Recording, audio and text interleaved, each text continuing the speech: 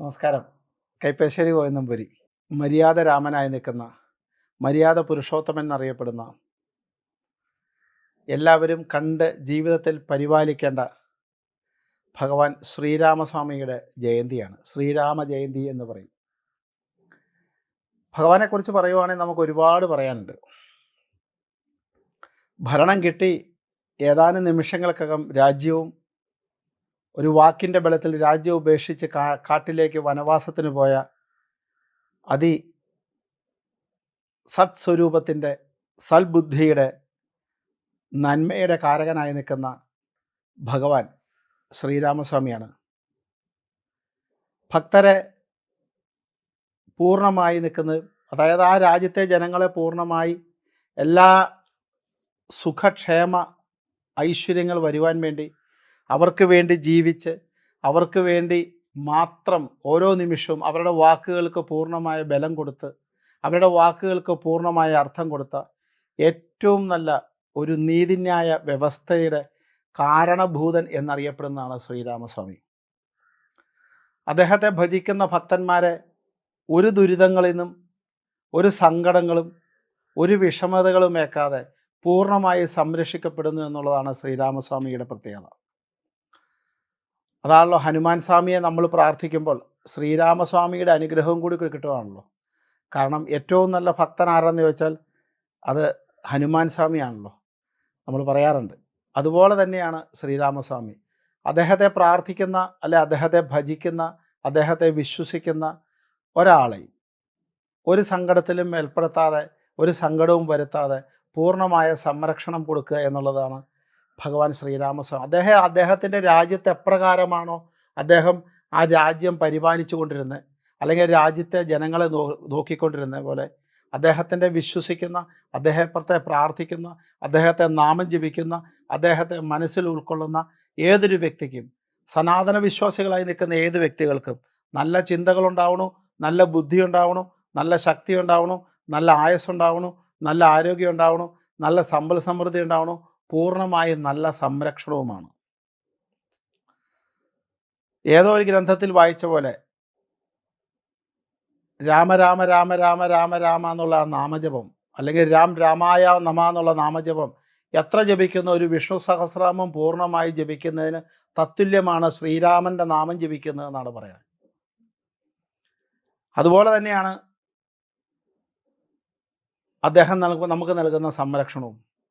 അദ്ദേഹം കാട്ടിൽ പോയെങ്കിലും മനുഷ്യരോടും പക്ഷിമൃഗാദികളോടും വൃക്ഷലതാദികളോടും ഒക്കെ പൂർണ്ണമായി കരുണ പൂർത്തിയാക്കി, കരുണയിലൂടെ അവരുടെയൊക്കെ സാഫല്യം തീർത്തു കൊടുത്ത്, പല ആസുരിക ദുഷ്ടന്മാരായി നിൽക്കുന്ന അസുരന്മാർക്ക് മോക്ഷം കൊടുത്ത്, അവർക്ക് പുണ്യമായ ഒരവസ്ഥ കൊടുത്ത് അവരെ സംരക്ഷിച്ചു എന്നുള്ളത് രാമായണം വായിക്കുന്ന ആർക്കും മനസ്സിലാവും.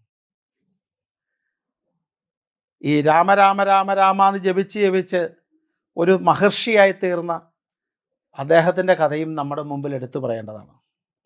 നമ്മൾ കേരളത്തിൽ കഴിഞ്ഞിട്ട് നോർത്ത് ഇന്ത്യയിലേക്ക് പോയാൽ പരസ്പരം അഭിവാദ്യം ചെയ്യുന്നത് പോലും റാം റാം എന്നും പറഞ്ഞാണ്. അത്ര ശക്തമായിട്ട് മനസ്സിൽ കൊള്ളുന്ന ഓരോ രോമകൂപങ്ങളിലും ഭഗവാൻ ശ്രീരാമനെ ആവാഹിച്ചിരുത്തിയ ഭക്തജനങ്ങളുടെ കൂട്ടായ്മയാണ് ശരിക്കും ഇന്ത്യ എന്ന് പറയുന്നത്. അത്രയ്ക്ക് ശക്തമായ പ്രാർത്ഥിക്കണം.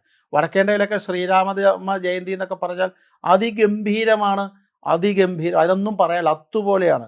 കാരണം ശ്രീരാമൻ്റെ ശ്ലോകങ്ങൾ, ശ്രീരാമൻ്റെ എന്താ പറയണേ, അവതാരങ്ങളുടെ കഥകൾ പറയുക, അങ്ങനെ ശ്രീരാമനുമായി ബന്ധപ്പെട്ട് നിൽക്കുന്ന നാമജപാദികൾ, സത്സംഗങ്ങൾ, പ്രാർത്ഥനകൾ, വിശിഷ്യ പൂജകൾ, അഭിഷേകങ്ങൾ എന്ന് വേണ്ട കേമായിട്ടാണ്, വളരെ കേമായിട്ടാണ് ആഘോഷിക്കുന്നത്.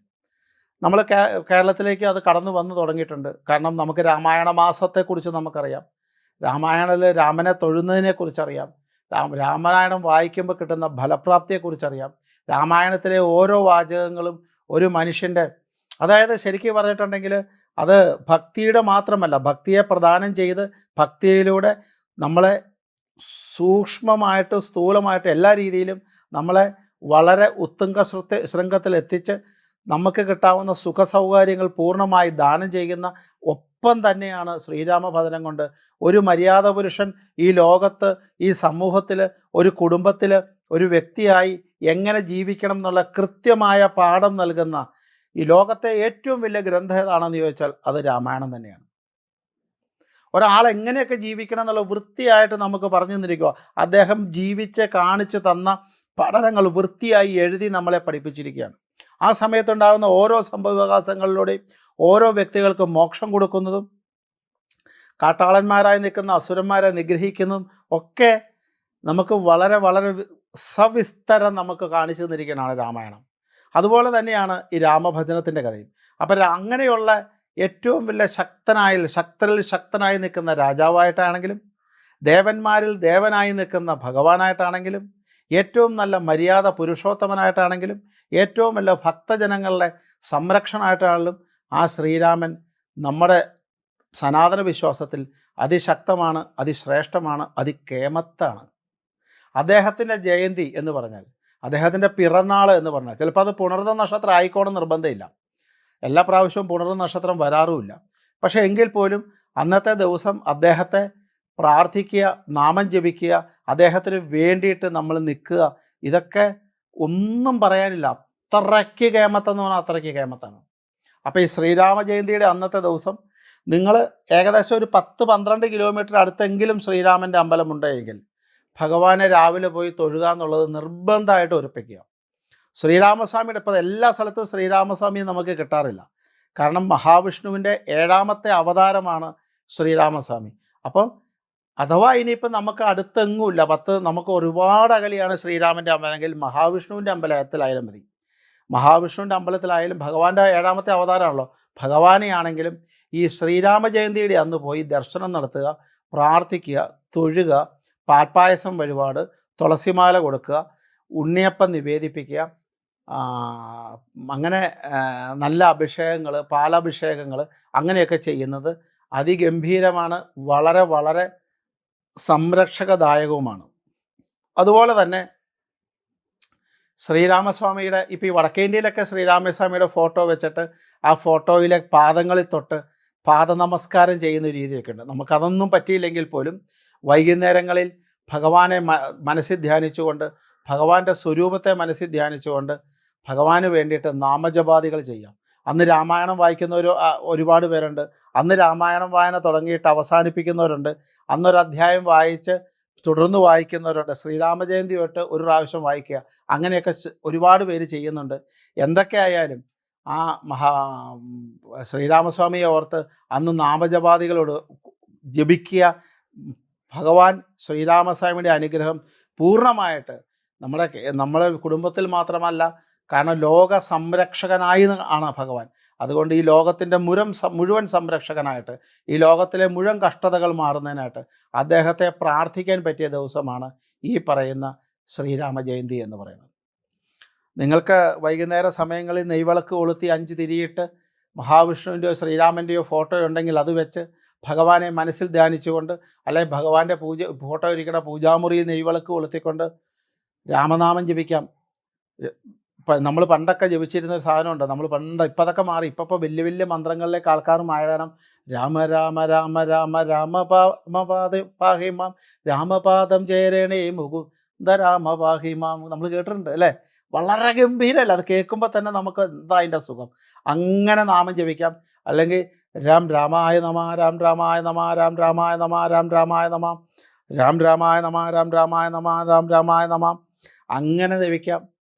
മനസ്സിലാവുന്നുണ്ടോ? അങ്ങനെ ഭഗവാനെ മനസ്സിൽ ധ്യാനിച്ച് അത് ജപിക്കാം. അല്ലെങ്കിൽ ദശരഥായ വിദ്മഹേ സീതാവല്ലഭായ ധീമഹി തന്നോ രാമപ്രചോദയാൽ. ദശരഥായ വിദ്മഹേ സീതാവല്ലഭായ ധീമഹി തന്നോ രാമപ്രചോദയാൽ. അങ്ങനെ ശ്രീരാമഗായത്രി ജപിക്കാം. അങ്ങനെ ശ്രീരാമഗായത്രി ജപിക്കുന്നതുകൊണ്ട് കുഴപ്പമില്ല. എത്ര രാമനാമം ജപിക്കാവോ അത്രയും ശ്രീരാമനാമം പറ്റുവാണെങ്കിൽ അതിന് നിങ്ങളെ എണ്ണമൊന്നും വെക്കാതെ ഒരു അരമണിക്കൂർ അല്ലെങ്കിൽ 1 മണിക്കൂറൊക്കെ കൂടി രാമനാമം ജപിക്കുക. ഈ രാമനാമ ജപത്തിൻ്റെ ഗുണം കൊണ്ട് എന്താ കാണിച്ചാൽ, നമ്മൾ പറയാറുണ്ട് ശത്രുദോഷം, ശത്രുജനസംഹാരം. ശത്രു എന്ന് പറയുന്ന സാധനം മറ്റൊരാൾ എന്നൊരു മറ്റൊരാളെ ഇല്ലാണ്ടാക്കുക, അങ്ങനെ ഒരു സംഭവമല്ല. നമുക്കെതിരായി ചിന്തിക്കുന്ന പ്രവൃത്തികൾ, നമുക്കെതിരായി വരുന്ന കാര്യങ്ങൾ, നമുക്കെതിരായി വരുന്ന മാനസിക സംഘർഷങ്ങൾ, നമുക്ക് എതിരായി വരുന്ന ബുദ്ധിമുട്ടുകൾ, അതെല്ലാം ഇല്ലാതാണ്ടാക്കി സമാധാനം സൃഷ്ടിക്കുന്നതാണ് ഏറ്റവും പ്രധാനപ്പെട്ട കാര്യം. അതുമല്ല, ഭഗവാനെ ശരിക്കും നാമം ജപിച്ചാൽ ഇന്ന് ജപിച്ച നാളെ ഫലം, അതുപോലെ അച്ചിട്ട ശ്രീരാമൻ്റെ ഫലം വളരെ കേമാണ്.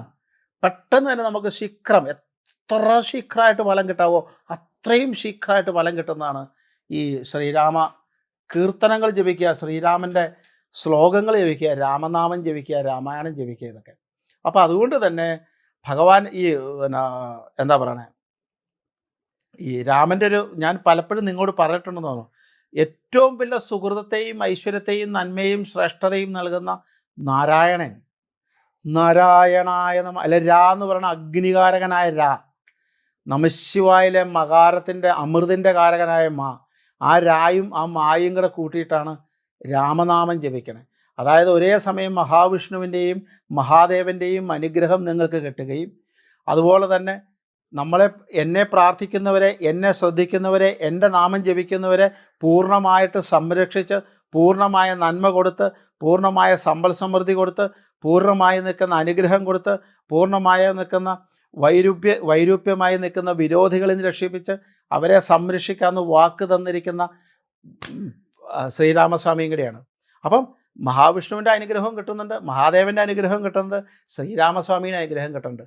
കാരണം അത്രയ്ക്കു ഫലമാണ് രാമനാമജപം, അത്രയ്ക്കു ഫലമാണ് ഗുണകരമാണ് രാമനാമജപം, അത്രയ്ക്ക് വിജയപ്രദമാണ്. വിജയപ്രദം എന്ന് പറഞ്ഞാൽ അദ്ദേഹം തൊടുന്നതെല്ലാം പൊന്നാണ്. ഏതത്ര വല്ല യുദ്ധത്തിലാണേലും ശ്രീരാമസ്വാമിയെ തോൽപ്പിക്കാൻ ആർക്കും പറ്റിയിട്ടില്ല. എന്തുകൊണ്ടത്? കാരണം പറഞ്ഞാൽ വളരെ ഉപാസകനായി നിൽക്കുന്ന രാവണൻ, അതായത് അസംഖ്യം ആയുധങ്ങളും ആൾബലവുമുള്ള രാവണൻ പോലും വളരെ ശൂന്യനായി അവസാനിക്കേണ്ടി വന്നു. എന്തുകൊണ്ട്? ശ്രീരാമശക്തിയുടെ മുമ്പിൽ പിടിച്ചു നിൽക്കാൻ പറ്റുന്ന ഒന്നുമില്ല. ശ്രീരാമൻ്റെ കാര്യത്തിന് ഇറങ്ങിത്തിരിച്ച ആർക്കും ലോകത്തു പരാജയം സംഭവിച്ചിട്ടില്ല. ശ്രീരാമന് വേണ്ടി ഇറങ്ങിത്തിരിച്ചവരെല്ലാം അത്യുജ്വലമായ വിജയത്തിലേക്ക് എത്ര. അതാണ് ശ്രീരാമസ്വാമി. എന്നെ ഒന്ന് സ്മരണം ചെയ്യുകയിൽ ഒന്ന് സ്മരിച്ചാൽ മതി, ഞാൻ അവിടെയുണ്ട്. അതുകൊണ്ടാണ് പറഞ്ഞേക്കണേ, ഭഗവാനെ ആര് വിളിക്കുന്നുവോ, എൻ്റെ ഭഗവാനെ അങ്ങയെ ആര് വിളിച്ചാലും അവിടെ ഞാൻ എത്തിച്ചേരുന്നുള്ള ഹനുമാൻ്റെ സത്യം കൂടെ ഉള്ളത്. അതാണ് അതിൻ്റെ കാര്യം. അപ്പോൾ അത് കാരണം അത് നിങ്ങളുടെ കുടുംബത്തിലെ ബന്ധുജന വിരോധമായാലും, പരസ്പര കലഹങ്ങളായും, മാനസിക സംഘർഷങ്ങളായാലും, നമുക്ക് ഉപദ്രവകരമായി നിൽക്കുന്ന പ്രശ്നങ്ങളിലായാലും, സമ്പൽ സമൃദ്ധിയുടെ വിഷയങ്ങളായാലും, പരമ്പരയുടെ കാര്യങ്ങൾക്കായാലും, തൊഴിൽപരമായ മുന്നേറ്റങ്ങൾക്കായാലും, വ്യവസായ സ്ഥാപനങ്ങളിലെ മുന്നേറ്റങ്ങളിലും, എന്തു തന്നെ ആവട്ടെ, എന്തു പ്രശ്നങ്ങളാകട്ടെ, ഒറ്റ വാക്കിൽ ഒറ്റ ജപത്തിൽ 2 വാക്ക് കൊണ്ട് അതിന് ഉത്തരമാണ് രാം രാമായ നമ, രാം രാമായ നമ. അപ്പോൾ ഈ ജയന്തി, നമ്മുടെ പിറന്നാൾ ദിവസം നമുക്കൊരാൾ സമ്മാനമൊക്കെ ആയിട്ട് വരിക, നമുക്കൊരു വസ്ത്രമൊക്കെ മേടിച്ച് തരുമ്പോൾ നമുക്ക് അവരോട് തോന്നുന്ന ഒരു ഇഷ്ടം, ഒരു സ്നേഹം, അത് നമുക്കൊരു ഗംഭീരമാണ്. ആ ഭഗവാന്റെ രാമജയന്തി ദിവസം ഭഗവാന്റെ പാതാരബിന്ദങ്ങളിൽ തൊഴുത്, ഭഗവാന്റെ പാതാരബിന്ദങ്ങളിൽ നമസ്കരിച്ച്, ഭഗവാന്റെ മുമ്പിൽ 1 മിനിറ്റ് പ്രാർത്ഥനയോടെ നിന്ന് എൻ്റെ ഭഗവാനെ എന്നെ കാത്തോളണേ എന്ന് പ്രാർത്ഥിച്ചുകൊണ്ട് അദ്ദേഹത്തിൻ്റെ മുമ്പിൽ നമസ്കരിക്കുമ്പോൾ കിട്ടുന്ന ഫലം എന്താ അല്ലേ? അതിഗംഭീരാണ്, അതിക്കേമാണ്, അതിഗംഭീരമാണ്. അപ്പോൾ അതുകൊണ്ട് അതിപ്പോൾ ശൈവ വൈഷ്ണവ ശാക്തേയമായി നിൽക്കുന്ന എല്ലാ രൂപത്തിലുള്ള ഭക്തജനങ്ങളായാലും, ചിലപ്പോൾ ശൈവരുണ്ടാവാറുണ്ട്, വൈഷ്ണവരുണ്ടാവാറുണ്ട്, ശാക്തേയരുണ്ട്, എല്ലാവരും ഒരുപോലെ ആരാധിക്കുന്ന ഒരു ദേവസങ്കല്പമാണ് ശ്രീരാമൻ.